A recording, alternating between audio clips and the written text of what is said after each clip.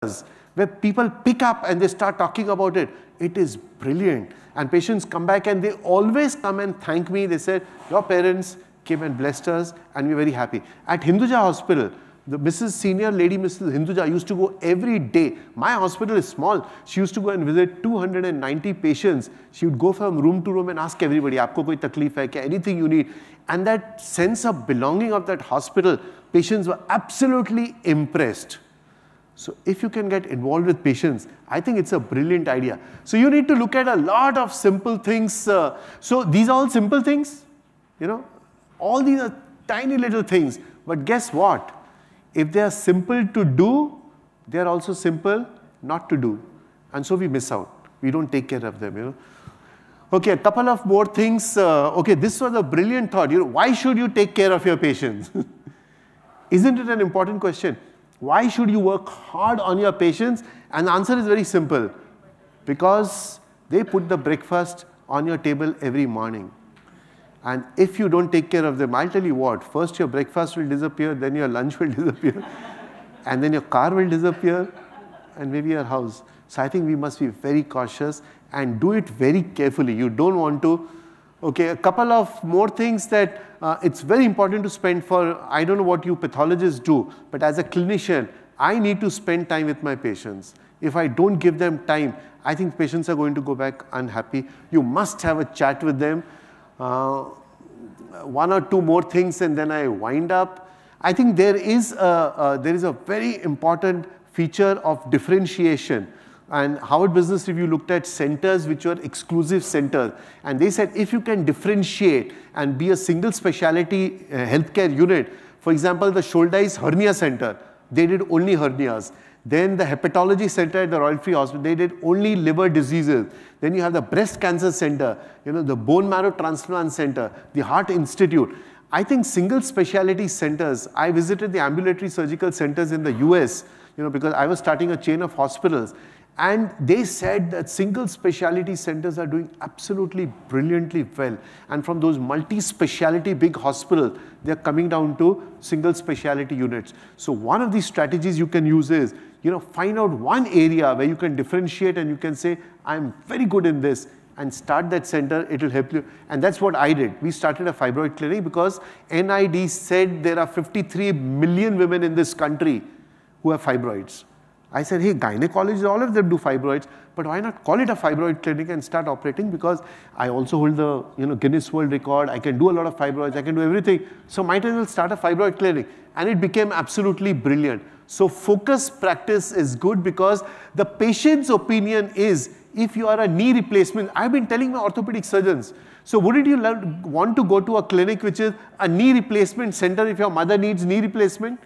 Because you'll say, hey, this is a specialized knee replacement center. All the doctor does is knee replacement, you know. But guess what? Nobody's starting a knee replacement hospital. Sancheti did that. They had an orthopedic hospital and they're doing a brilliant work. Vikram Shah is doing that in Ahmedabad. You know, so people are talking about it. People are going from Mumbai now to Ahmedabad to get their knee replacement done. Why?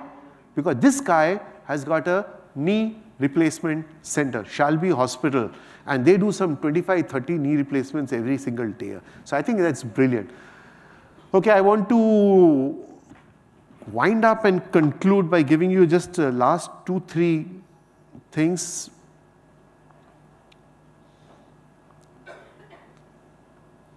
This was a very interesting book I read.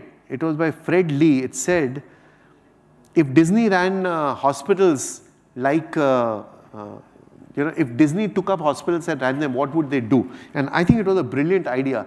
And it said, hospitals should be a good experience. So most of our hospitals are not. They are and they said, what is common between a hospital and Disneyland? And the word was safety. They said hospitals are looking at safety as their prime concern. And all these Disney World and Euro Disney and all of them are looking at safety. So it's not entertainment. It's not family. It's not fun. It is safety. And they look at nothing should happen to people who are there. The other important thing Fred Lee wrote was that for hospitals, their first customer is the physician. It's not the patient. I think any hospital owners here, anybody who runs or chief pathologists and all, look at the doctors working in your clinic. Look after them. patients will keep coming, So for a unit or a department or a hospital, the physician is their first customer, but for the physician, it is the patient.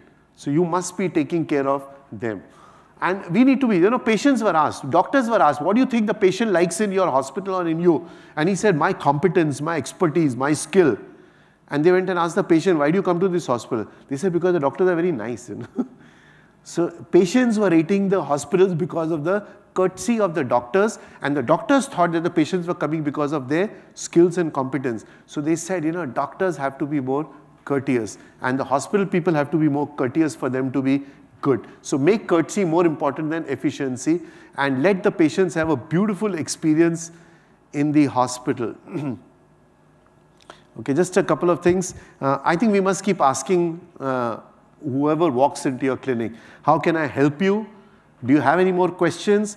How about you people going in and talking to patients? Normally all of us sit down into office and see, wahan chal raha hai, anything wrong, anything.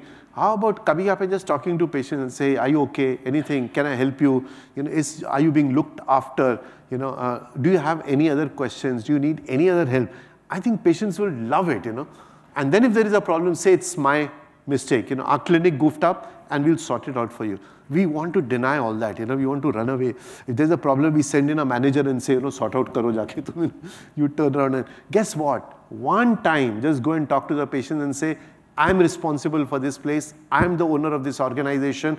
I'm sorry this happened. How can I sort it out for you, And then the patients will go out and talk about you. Okay, doctor khud aaya tha, and he said, and I told him, yeah, this is wrong with your clinic. And then it starts helping. So we need to become a little courageous, and maybe the patient will yell at you, shout at you, smile and say, I'm sorry, we'll sort it out for you. But you'll save your... patients don't like... okay, my last slide probably, How far should you go to help a patient? Isn't it a brilliant question? So like Ramdev does, upar karke, sir niche karke, upar kapal bharti karke. How much should you work to see that the patient is fine? How far can you go? And I used to keep asking this, kitna kare patients ke liye? Whatever you do for the patients are unhappy. They will go back and they'll still criticize you, and you. So how far do you go to help a patient? And one book I came across the answer, and the answer was, until it hurts. And I thought that was a brilliant answer, isn't it? Once it starts hurting and you say, gosh, I can't do anything more for this patient, I've done everything I could. When it starts hurting, say, I'm sorry, please go to some other place and sort out your problem. I can't help you anymore. I've done everything within my means, and if you're still unhappy, please go somewhere else and trouble them. I've had my say.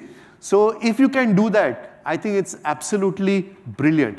The other last thing I can tell you is, most of us have got used to all the missed calls and messages coming in, and I think we must answer all the phone calls that come to. If you've given your number and you've had, and I can tell you, 2010, I had a missed call. I called back, and I'll tell you the value before I close down. I had a missed call, and my wife had just got down from the car. I said, let me check in who had called up. I called up. This was a lady who was this was Friday. She was getting a surgery done on Tuesday. And she said, Dr. Sinha, I was just told that it can be done laparoscopically. Can I come and meet you tomorrow? Because otherwise I'm fixed up for surgery on Tuesday. I met her on Saturday. She got her surgery done on Tuesday, but at my clinic. Then she said, you have a beautiful clinic and the concept is good. The model is very good. Why don't you expand? Why don't you start more centers? I said, no, it's too expensive to start these centers across the country. She said, we have a private equity fund and we would like to fund you. She went back to her office. Her team came in. They spoke to me. And then they invested $10 million into my hospital. And guess what? Why was it so? Because I returned that phone call. Otherwise, I would have lost that patient, and that patient would have got a surgery done, and we would not have been able to go. So one phone call, I put the value at. Now, every time I have a few missed phone calls, I call them back. I said, I don't know. I just don't know who's calling me, Whether it is a landline, or it's a phone call. So it is, so don't do it for money. But I think a patient who's calling you up or somebody in trouble, if you can help them out, it becomes a, and I'll tell you what, sometimes it is good to miss a call and then call back, because the patients are more excited that the doctor called me instead of the doctor answering my call, you know. They are so excited, no, doctor sahab, aapne phone kiya? Arey, thank you. And then some of them also call you, main phone karun kya wapis, you know, aap band karo, you know. They start thinking, you know, probably the cost is going to be such, you know, especially doctors from the UK and US. You call them back and they always say, doctor, please disconnect, I'll call you back, you know. I smile at myself and say, hey, no, talk to me, you know, I'm fine with that. So, ladies and gentlemen, marketing is not about advertisement. Marketing is looking after the patient once they have walked into your clinic. If you can improve your competence and your skills, and just talk about your skills, improve your facilities, look after every single patient that walks into your clinic, I think we can do brilliant service to these patients so that we can utilize our entire potential. Thank you very much and God bless.